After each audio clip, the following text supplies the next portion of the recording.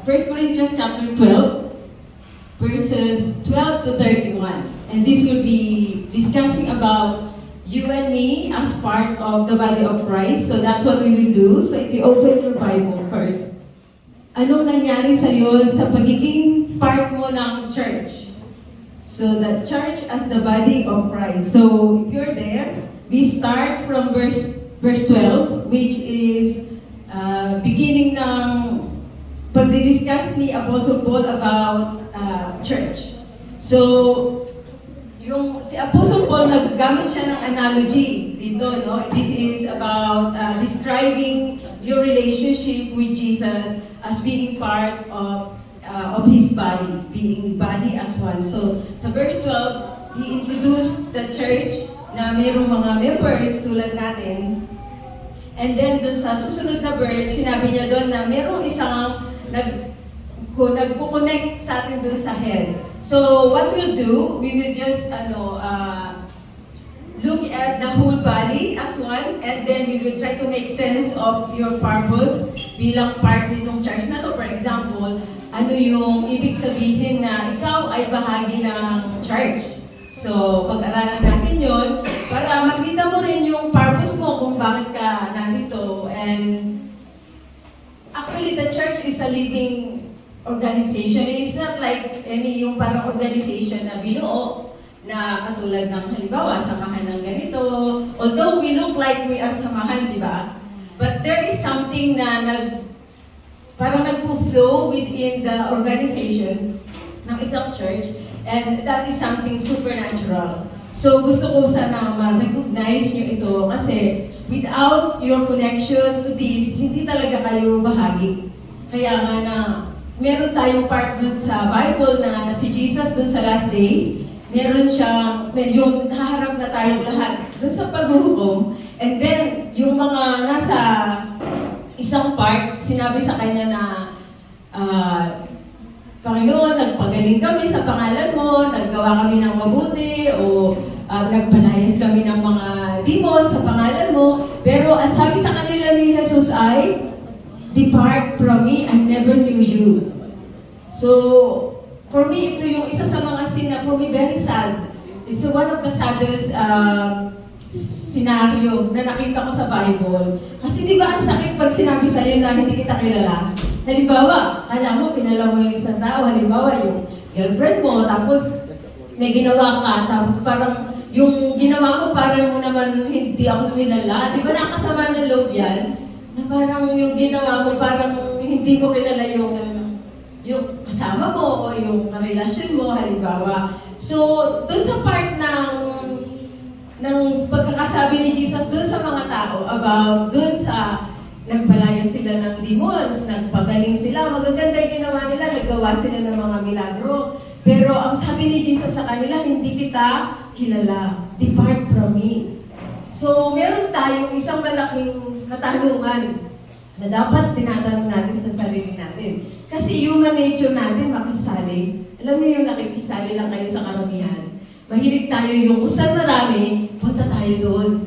Yung parang langaw, kung saan nagkakagulo, makikigulo tayo. Human nature kasi yan. Yung majority, they command following. So, sa time ni Jesus, ganun din. Nung maraming tao yung namamangha, kasi daming nagpapagaling si Jesus, nagpapakain siya. So, during that time, ang daming miracles. So, yung mga tao, may crowd, so makikisunod sila. So, it is a very dangerous concept kasi meron tayong tinatawag na pretension sa crowd. Meaning, hindi ka naman totoong naniniwala dun sa pinapalo ng crowd.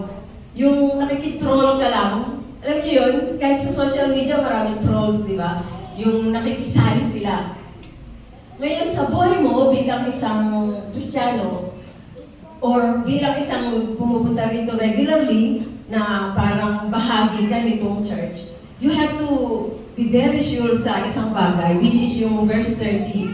So, 1 Corinthians chapter 12, from verse 12 to 31 tayo, di ba? Yung verse 12, inintroduce ni Apostle Paul tayo, na tayo daw ang church, one daw tayo, at ang head daw natin ay si Jesus. So, ano yung kinalaman ng pagiging head ni Jesus sa'yo? Sa verse 13, meron tayong isang tatanungin sa sarili natin para ma-sure mo na, are you connected to the head? Kasi baka mamaya, paghuhukom, tapos kala mo connected ka. Pagdating doon, sabihin pala ni Jesus sa'yo, I never knew you.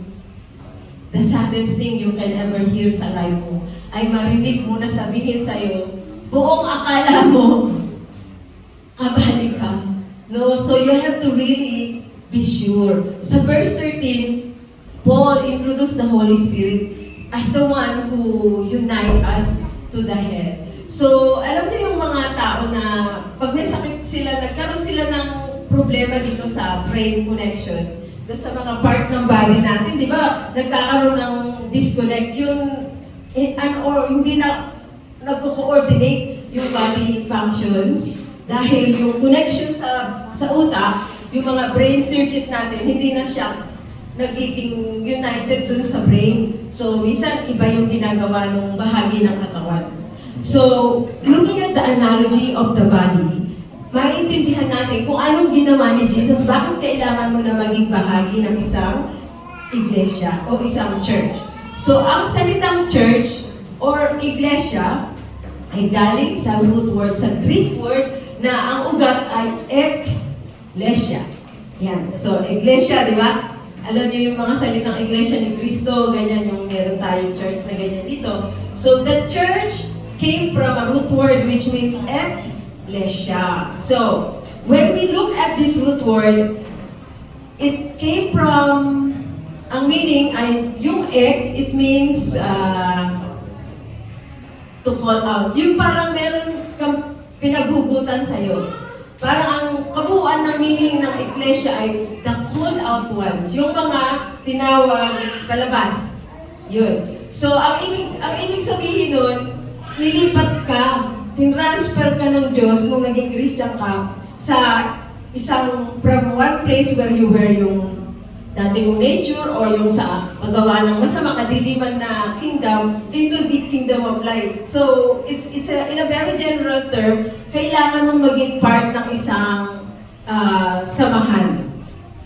But spiritually, God looked at you as part of His body. So, member ng isang body. And we only have one head, which is, if you're looking at the whole body, one lang to, di ba? Pero ang dami-dami nating parts. So, pero isa yung head natin. At sabi dun sa analogy ng 1 Corinthians chapter 12, verse 12 to 31, si Jesus daw yung head. Yung Holy Spirit ang nagkukonect sa atin. Yung nagiging part, alam mo, ano ka, bahagi ka. Parang yung nervous system ng body. Yan yung parang messenger sila, yung connecta sa brain. Kaya pagka nagkasakit yung kuko mo, parang, o yung ngipin mo, parang buong katawan mo, masakit. Yung connections niyan, doon sa head, kinoconnect niya yan. So, bilang Christian, as spiritually looking at this, in-explain ni Paul na, if you look at verse 14, sinabi niya, hindi tayo isang organ. Bawa, hindi tayo lahat head. Like, puro head lang o puro mata lang. Imagine niyo naman yung body na puro mata, di ba? So, meron tayong tinitingnan na logic kung bakit ang pinili ng Diyos na analogy sa'yo as a church ay yung body. Kasi isang itsura, isang tindig lang siya, pero ang dami-dami nating members. So, what we're looking at is a very clever organization na pinlalo ng Panginoon para magawa niya yung kanyang kalooban o yung mga plano niya at purposes dito sa lupa. So, if you look at the whole body, ito yung makikita mo na as a church, magiging successful ka lang kung nagtatrabaho kayo as one body. Yung hindi kayo umaasa lang na yung kamay lang ang trabaho o yung daliri. Imagine niyo yung kamay niyo pag walang thumb. Sige, makahold ba kayo? Kung ito lang. Diba? So, yung pinang-analogy dyan doon sa chapter na yan, sa 12, doon sa mga verses nating inaral sa 1 Corinthians 12, verse 12 to 31, is looking at the body as a whole and you are bahagi. Part ka na meron kang specific na purpose dyan. So, katatapos ko lang ng course na naturopathic na nutrition course. So, yung pinaka-favorite ko na part dun sa study na to ay yung paano nag-work sa body natin yung mga nutrition natin kinakain, and then iniisa-isa namin yung system ng body, and it is a very clever machine. So the body actually works in unity. At pagka nawala yung, na-break yung unity dun sa body, kaya nagkakasakit. So kaya minsan may irregularity sa heartbeat mo. Ang dahilan niyan ay meron tayong disconnect. Nagkakaroon ng disunity dun sa buong body. So, hindi na siya nagkakaisa dun sa brain, sa circuits dun, o yung tibok ng puso, hindi na nagsisync. So, meron lang disconnect o yung nawawala ba yung pagkakaisa. So, sa atin, bilang church, nakita nyo yan yung pag nag-i-split yung mga church, nag-aaway-aaway yung miyembro, nagkagalit, tapos naghati-hati, kasi yung isang kampo, mas gusto si Pastor Paul, yung isang kampo, mas gusto si Pastor Roda, halimbawa, o yung isang kampo, mas gusto yung isang leader, so doon sila hati-hati. So ang nangyayari, nadidivide. So parang may sakit yun, yung, di ba? Yun yung may sakit na church. And the fact is, pagka nagkakaroon ng ganun parang hindi nagkakaisa at nag-aaway-aaway kayo, nagkakagatan yung mga miyembro ng katawan, ano nangyayari doon? Yun yung parang tinatawag natin na nagkakaroon ng sickness na nag-a-affect na doon sa ulo. So pag nag-aaway-aaway kayo, nagkakagalit o sisiraan, actually ang totoo, hindi nyo sinisiraan yung isa't isa. Ang totoo, ang sinasaktan nyo ay ang Panginoong Jesus kasi siya yun eh, di ba? Katawan tayo, di ba? So pag kinagat nyo yung isa't isa, nag-away-away kayo, siniraan mo yung isang kapatid, ang kinakagat mo, ang sinasaktan mo yung body ni Jesus, siya yung nasasaktan. Kasi siya yung head. So tatandaan nyo yun in that analogy para maiwasan nyo na kayo ay makakontribute na nasasaktan nyo ang Panginoon in that respect. So, let's look at your purpose. Yung bilang isang Kristiyano na idinagdag sa isang church, ano yung purpose ng buhay mo? Bakit ka nandito? Bakit kailangan mong pumunta every Sunday? Although, hindi lang every Sunday, this time ang aga natin, di ba? Mahirap. Pero alam niyo sa North Korea, ang kanilang service, dalawa lang secret yun sa madaling araw. Yung mga sundalo tulog, so walang makakakita sa kanila. So, tayo, yung freedom natin, sometimes, it's very easy na ma-take for granted natin. Pero as a church, wala silang concept na yung meron silang kapatiran. Ang hirap sa kanila dahil huhulihin sila, di ba? Pag umattend kayo, nandiyan pa lang kayo sa kapito, you will be catched by the soldier and thrown into a concentration camp. I can't imagine that life. But I mean, as a Christian na living in a free country, it is a great privilege sa'yo, di ba? To be here and also, pagka may freedom, bukod sa privilege yun, also responsibility. I believe kasi pag hindi mo siya hinawakan bilang responsibility, parang hindi mo siya masyadong pahalagahan. So, ang ibig sabihin lang doon, ganyan lang, patamad-tamad, kala mo habang buhay kang makaka-attend ng malaya, so sige lang, okay lang sa'yo late ka, okay lang sa'yo na yung hindi ka umattend ngayon, yung mga ganon. Meron tayong tinatawag na responsibility in freedom, which is yung, kasi kami nag-work kami sa napakaraming churches, sa sitwasyon na hinuhuli kami, nagtatago kami sa mga tribe, yung mga gano'n na nakita namin yung sari-saring sitwasyon ng mga church. So alam namin na napakaswerte ng mga nasa malalayang bansa at kasama yung Pilipinas doon. Pero hindi naman lagi tayong malaya. Tandaan niyo po yan. Yung po kalayaan, hindi po yan forever. Meron time na darating na mawawala. At actually nga, yung sa aming mga seminar, sinasabi ko doon na the world is being prepared for a control system na masasyak tayo one day. Because of AI, ito yung trajectory ng mundo. Yung democracy na na-enjoy mo ngayon, it will not be compatible with a technocratic system, yung governed by AI. It cannot run together, and so there is no other choice kung hindi pumunta talaga ang mundo sa system na it will be controlled. And you can see it. So dun sa seminar kong ginagawa, we discuss it in detail. Paano nangyayari na yung infrastructure ng control system ay papunta na sa atin. Kasi ang bilis na ng AI ngayon. So bilang church, you have to be ready for what is coming. At to be ready sa mga darating na yan, dapat intindi mo na nilagay ka ng Diyos bilang bahagi ng church na to for a purpose. So sinabi na ngayon ni Apostle Paul dyan sa passage natin na hindi pwedeng sabihin nung mata na dahil hindi siya kamay, ay hindi na siya kailangan or vice versa. O hindi ko rin pwedeng sabihin na ako yung kamay, ako yung mas mahalaga. Yan yung parang pinaka-text natin dyan. Tapos sinasabi rin dyan na yung iba na invisible, hindi natin sometimes binibigyan ng pansin. Kasi invisible. Di ba mas marami kang inuubos na oras sa pagliligo, pagkadaan ng susuot ko, yung itsura ko, pulbo ka, or yung maganda ka, magpaganda ka, yung lahat ng mga nakalabas, para mas mahalaga sa'yo. Pero hindi natin iniintindi yung invisible, di ba? Yung mga internal organs, hindi mo kita yan, yung liver, yung puso, yung atay, yung kidney. Tapos anong sabi dyan ni Apostle Paul? So dahil daw sila ay nakatago, ang ginawa daw ng Panginoon dyan, binigyan niya ng greater honor yung mga tao na, o yung mga bahagi ng katawan na hindi nakikita, yung kala natin hindi mahalaga. So kaya ko hinighlight yung mga nangyari kahapon at saka ng isa pang araw, kung paano nag-ooperate ang gift of health.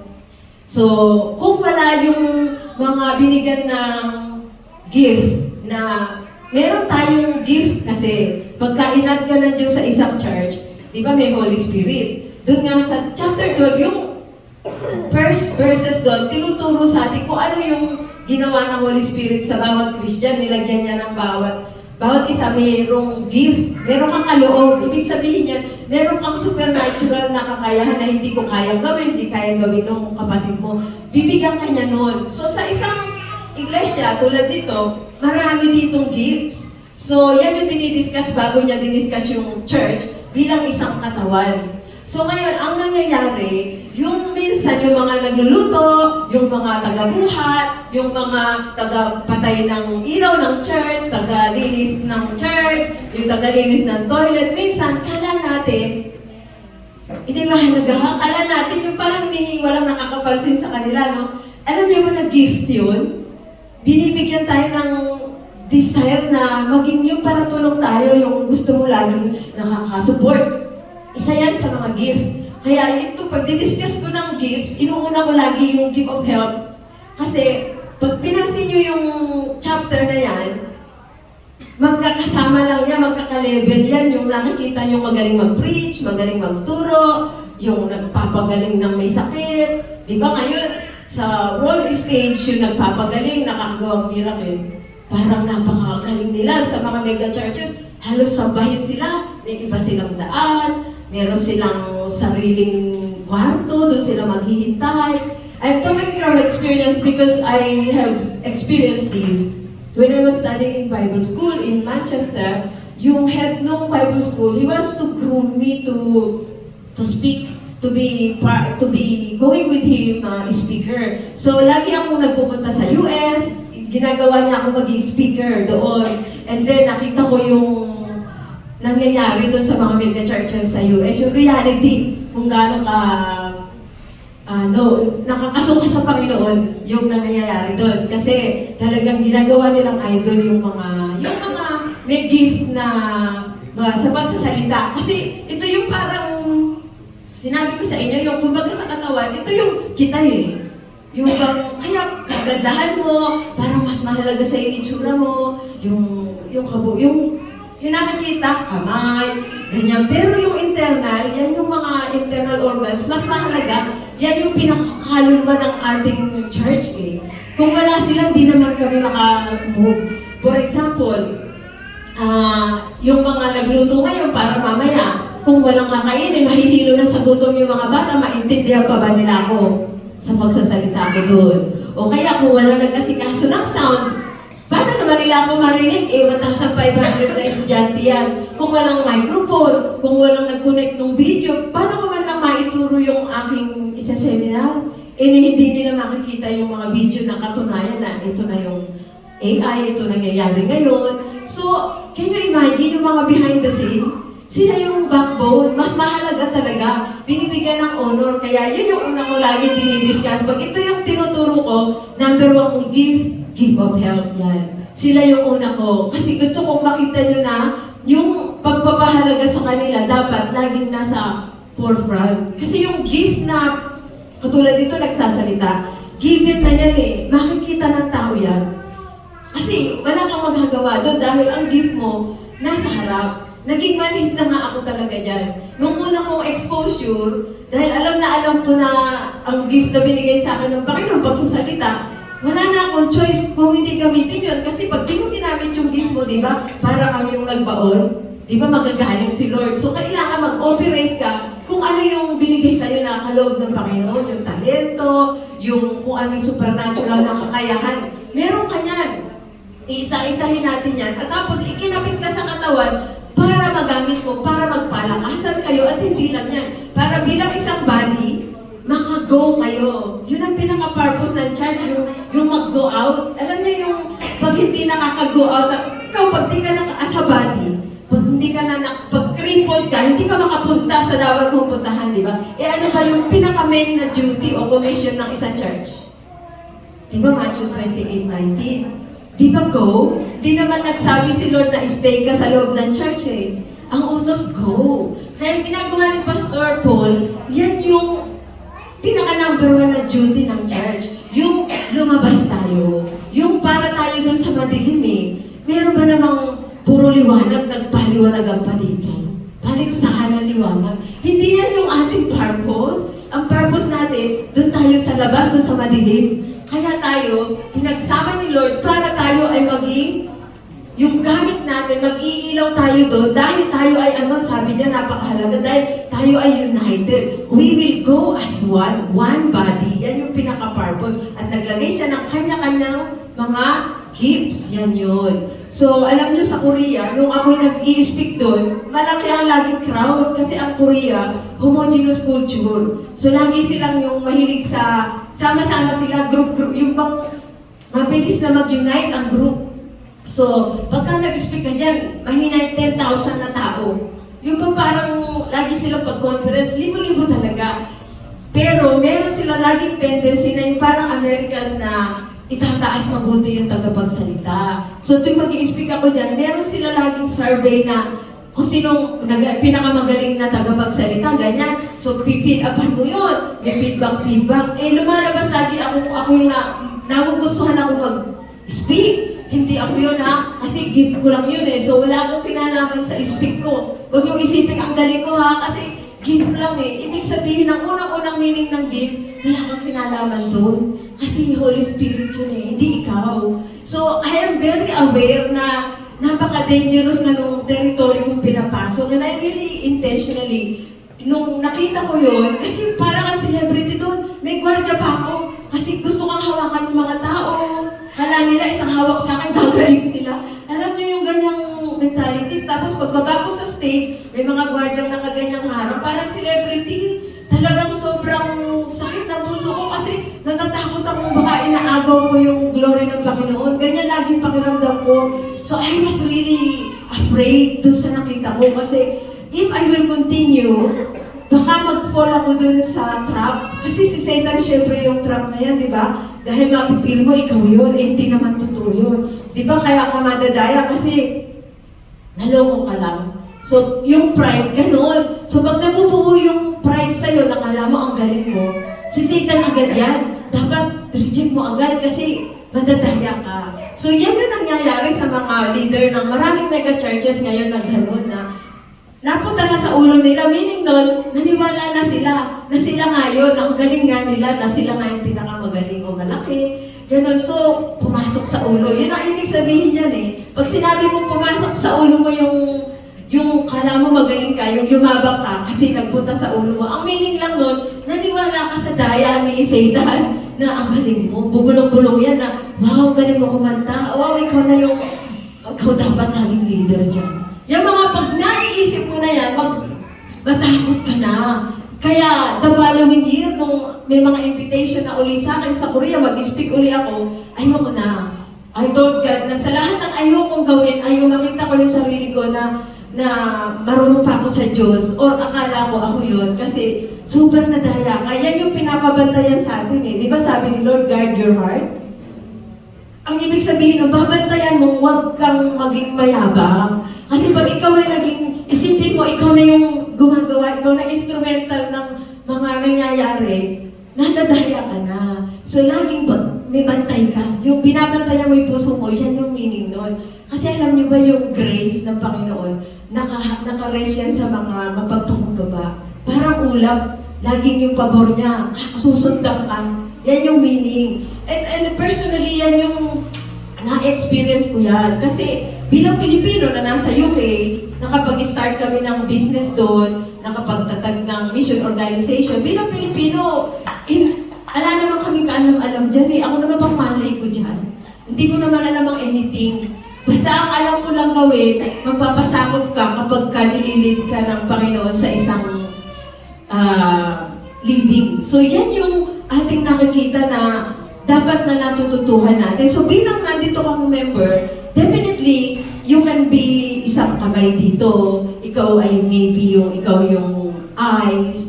So, isa-isahin natin yung ibig sabihin niyan. Kasi minsan, pagka hinayaan mo lang yung laging nasa harapan mo, nagsasalita, siya lang yung meron, parang ang yung tenga sasabihin, hindi naman ako mata, hindi ako kailangan, gano'n.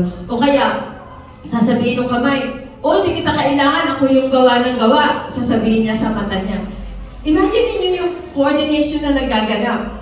Kung sa study, sa research, kung hindi mo nakikita yung naririnig mo, nare-retain mo lang na information 30%. So, ang ibig sabihin lang yan, nagkakaisa lahat ng bahagi ng katawan, nagtutulungan sila, nagtutulungan tayo. Yung ibig sabihin, nagkakaroon lang ng sense yung gagawin ng isang part kung kabahagi ng isang part.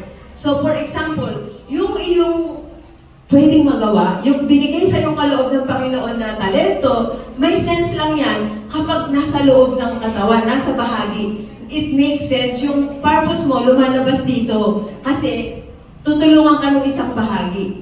So, halimbawa, gusto kong tingnan nyo naman ito, kung wala yung thumb. Hindi ko ma-imagine yung kamay ko pag walang thumb. Alam niyo ba yung thumb? Parang yan yung give of help. Tingnan nyo. Natatouch niya yung lahat, At kung sa mga ministry naman, may tinatawag tayong apostle noon na meron siya ng lahat ng gifts, gift of teaching, gift of yung magaling mag-preach, mag-evangelize, evangelism. Andun siya lahat, natatouch niya yun kasi kailangan niya pag mag-start siya ng work. Minsan siya yung pastor muna, siya muna yung mag-evangelize siya. Tapos yung gift of prophecy, sinasabi niya yung mga inspired teaching, yung pag nag-expound ng word, yung parang pag ito yung nagturo, pag ikaw nagturo, pag may gift ka niyan, ba't naintindihan ko yung nakita mo ba? Yung parang nakita mo. So yun yung mga ibig sabihin ng gifts. So yung gift of help, kaharela lang ha, hindi ibig sabihin mababa. Yung administration, gift din. Nakalagay din daw, gift, help, meron kayong administration, gift yan. Supernatural din yan. Hindi kasi yan yung agad-agad gusto mong lagi kang magsusupport. Nilalagay yan ng banal na spirito sa puso natin. So, paano mo malalaman na ikaw ay totoong bahagi ng isang katawan? Sabi diyan, yung banal na spirito daw ang nagkukonek sa ating lahat. Siya yung nagkakaisa tayo. So, yan yung ginagawa ng prayer sa atin. So, the minute na tumigil ang church na mag-pray, mag-start na yung magkanya-kanya. Tandaan niyo po kasi ang banal na spirito, yung kanyang mechanism para ma-unite ang isang church ay through prayer. Kaya tandaan niyo mabuti, pagka ang isang church nakita niyo away-away na, bisitahin niyo yung prayer meeting niya. Baka dadalawa na lang umaattend. O kaya halos na-neglect na nila yung prayer meeting. Kasi yan yung heart ng church. Diyan yung circulation galing. Alam niyo yung heart na nagpa-pump ng blood para pupunta sa lahat ng bahagi ng katawan. Yan yun. Pag nag-prayer meeting kayo, para kayong nagaganyan yung heart niyo, sinisynchronize ng heart lahat ng body functions para united, para healthy, para makago. Pagka yung church naging inward na, nagkaka-cancer na yan. Kasi meron ding tumutubo sa body, di ba? Hindi naman organ. Yan yung mga bukol-bukol. Yung nagiging cancer sa buto, cancer sa kung saan tumubong organ. Pag ang church naging, ang inisip, puro magpalaki ng church, magpasikat ng church, magpa-mega church. Pag yung church, puro tungkol sa kanilang sarili yung iniisip nila, magpaganda ng lahat, puro tungkol dito sa loob, may cancer yan. Tandaan nyo, ibig sabihin, nag-uumpisa kayo tubuan ng cancer. Dahil ang healthy, laging exercise, laging labas, laging gumaganap nung dapat niyang gawin, lagi siyang gumagalaw. Yung tao na tumigil na, hindi na lumalabas, nakaupo na lang, nag-start siyang magkaroon ng sakit sa katawan hanggang tubuan ng cancer kasi humihina na yung sirkulasyon mo. Di ba pag di ka nag-exercise, bagal yung circulation, yung mga sustansya ng katawan, konti-konti lang ang punta sa iba-ibang bahagi kasi nakakaganyan ka lang. So, pagka nag-exercise ka, bumubuhos yung circulation. Kaya kapag hinihingal ka, ganyan yung ginagawa ng puso. Kaya yung nag-glow ka, ganda ng skin mo. Kasi yung skin ang nagsasabi kung healthy ka sa loob. Kasi yung skin yung last eh. Yung last na nalalagyan ng sustansya. So, tingnan nyo, pag nag-exercise tayo, bumubuhos na ganyan yung Ibig sabihin, pagka kayo ay laging busy-busy na gumagawa ng mga kalooban ng Panginoon, healthy, walang chance tumubo yung cancer dyan. Bakit? Kasi may sirkulasyon yung aktibo. Hindi siya makatubo yung mga sakit dahil yung sirkulasyon sa lahat ng bahagi ng katawan, malakas. So, lagi niyang napapahealthy yung bawat bahagi. So, ikaw bilang miyembro ng church na to, ano yung gift mo? Isipin mo kung ano yung kaloob sa'yo na binigay na yung gift, yung parang kakaibang talento, yung meron kang kaloob ng Panginoon na parang hindi kayang gawin ng iba pero sa'yo madali lang. So, pagka ikaw ay nilagay sa gift of health, huwag kang maigit doon siya nagsasalita. Sabihin mo, magpipilit ka, pag pipilitan mo, magsalita ka rin kasi maganda doon. Lagi nakatingin yung mga mata ng tao. Mahirap ang nandito. Yung laging nasa top, mahirap yung dito sa loob. Kasi ang laki ng responsibility niyan eh. Haharap sa Panginoon yan, isa-isa may pagsusulit yung pinagsasabi namin. Ganyan katindi yan. Sinabi ng Panginoon yan, huwag niyong huwag niyong hangarin na magturo kayo lahat. Huwag daw, dahil mas matindi daw yung pananagutan. Tapos ano pa daw? Yung inyong mga pagtingin sa isa't isa, yung pagrespeto. Minsan kala nyo yung magaling magsalita, mas marami kayong respect. Hindi ganun, ayaw yan, tinuturo yan dyan na huwag nyo tingnan ng mababa. Halimbawa, yung daw magaling na gift, huwag tingnan ng mababa yung maliit na gift sa tingin nyo maliit. Di ba? Kaya lagi kong binabaliktad. Kasi baka akala nyo, mas mataas yung gift ng pagsasalita dun sa mga nasa kusinang nagluto kahapon. Hindi po ganyan ang tingin ng Panginoon. Kasi ang sabi po niya, tayo po'y naging one in Christ. Which means wala na raw pong male or female, wala ng Greek or wala ng Jews, wala na tayong yung mas mataas na lahi, ganyan. Pagka nasa church, equalizer po. Wala na po tayo, binubura po at binablard yung division. Kaya sinabi doon na wala na. Sa Galatians, sa 3:20, sinabi doon wala na male or female, wala na Greek or Jews, wala na daw na mahirap, wala na daw mayaman. So bakit natin nakikita na tinuturo ni Paul yung equality sa church? Ibig sabihin ay, para kayo ay mag-complement.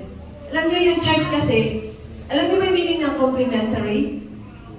Compliment? Nagko-compliment kayo sa isa. Ibig sabihin nun, pag wala yung isa, hindi makapaksyon mabuti yung isa. Yung pagpilay. Pagka napila yung isang paa mo, paano ka maglakad? Hindi naman tweet, di ba? Yung parang ika-ika ka. Hindi ka na mabilis makalakad. Kasi pilay. So, meron tayong tinatawag din na universal na church. Meaning, pagka tinawagan ng Panginoon sa ibang bansa, pumunta ka sa UK o sa US, hindi ibig sabihin na wala ka sa body of Jesus. Kasi hahanap ka dun ng local church. So, dalawa yung representation para ma-realize yung purposes ng Panginoon sa lupa. Yung universal church, lahat ng mga taong nanampalataya ay bahagi ng Universal Church.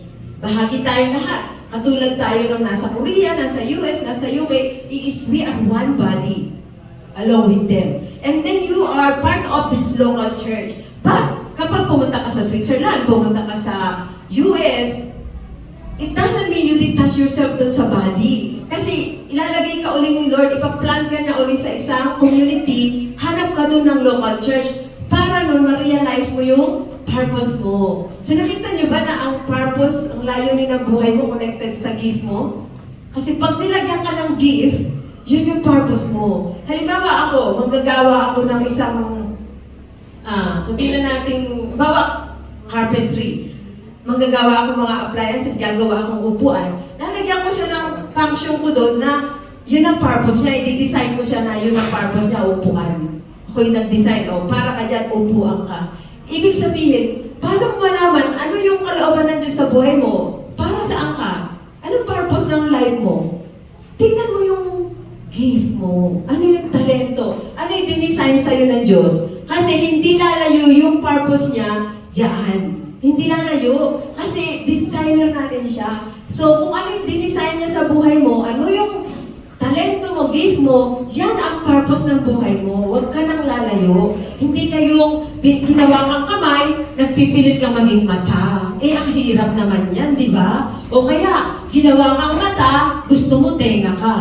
So, paano mo mapulpil yung kalooban ng Panginoon sa buhay mo, di ba? Paano na? Nagkakagulo yan. Away-away mangyari dyan. Hanggang sa, matanda ka na, ala kang nagawa. Matanda ka na, lumingon ka, so iniksik mo yung sarili mo sa hindi ka naman pala doon. May mga ganyan, yung bang gusto nagli-leader-leader. Kasi, wow, sikat eh, okay, wow, lagi nasa harap. Nakaka-tempt, natitempt kayo. Alam niyo bang nakakatakot dito sa harapan? Unang-una yung fear of God, malakas dito, kakatakot dito dahil mananagot ka eh. Ang dami mong kalwa na nai-impluwensyahan. Kapag may mali kang sinabi, ang dami mong tao maruluwin. Mahirap. Kaya, kaunti lang. Nakita niyo ba kung paano ginawa ng Diyos yung gift? Marami sa gift of help. In fact, gift of help, nilagay niya sa lahat sa atin kasi we are meant to edify one another, tulong-tulong tayo na magdadala ng pasanin ng bawat isa. So lahat tayo may gift niyan. Pero yung iba, teacher, yung iba, pastor, yung iba daw, prophet. Ibig sabihin, yung inspired silang magturo. Yung banal na spirito sa kanila, may extra binibigay na wisdom pagka tinuturuan na kayo. Bakit mo naintindihan to? So, ibig sabihin, hindi lahat kayo pastor. Paano na yun? Sino ba turuan dito? Kung lahat pastor. Hindi daw kayo lahat ay manggagawa ng miracles. O ngayon, halos wala ka nang makita na mayroong manggagawa ng miracles. Pero yan po ay hindi inaalis ng Panginoon. Lahat ng gifts, wala siyang inobsolete. Meron lahat yan sa isang church. Kaya niya dun sa bandang dulo, 30, sa verse 30, sabi diyan, cultivate niyo daw yung gifts. Sabihin, gamitin. Ibig sabihin niyan, palalakihin mo. Halimbawa, tinanim ka ng Diyos sa isang lugar, parang halaman ba na, pag di mo yan kinultivate, hindi niya ma-realize yung full-blown niya na kung atis, hindi yan magkabunga ng atis. Kasi na-stand na, hindi na siya lumaki, hindi mo dinilig, hindi mo kinultivate, hindi mo dinivelop. So, paano mo ma-develop yung gifts mo? Kung ayaw mo sumali, ayaw mo tumulong, ayaw mo makibahagi sa nangyayari sa church, hindi lalabas yung gift. Hindi mo yan ma-exercise. Para muscle ba? Paano ba lumalaki muscle? Diba? Punta ka sa gym o magbuhat ka ng magbuhat, laki yung muscle mo. Yan yung ibig sabihin nun, nakukultivate. Nagkakaroon, na-reach niya yung full potential niya. Yung nagiging, yung muscle nagiging papay. Huwag naman sana umabot doon. Kasi alam niyo ba yun, pag nakakakita ako sa UK kasi, ang dami yung pag kumakain ng protein, bigla na lang lobo. Yung muscle naging parang, yung pag nalagyan ng hangin, sabi ko, di naman yata ako nagdating na to. Yung pang natural lang na pag-grow, yung dumaan sa proseso, nagbuhat talaga, hindi yung nag-protein, tapos yung nag-gym ng 4 weeks na biglang laki, tapos ayaw na mag-gym, tinamad na, mag-strength uli. Hindi ganun. Yung, alam niyo yung mga tao sa tribe, yung mga nasa tribo-tribo, kaganda ng maasan yan. Tapos yung mga tiyan niyan, mga flat. Talagang makita niyo yung mga 8. Alam mo yung tawag doon, yung layer-layer na talagang wow.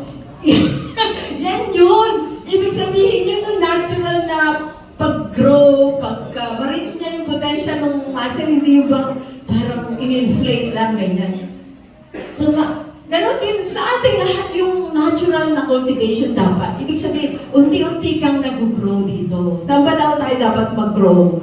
Mag-grow ka sa knowledge mo, sa grace, at saka sa knowledge of God. Kaya, meron siyang nilagay na magtuturo eh. Kasi paano ka mag-grow kung sa knowledge mo sa Panginoon kung hindi ka tuturuan?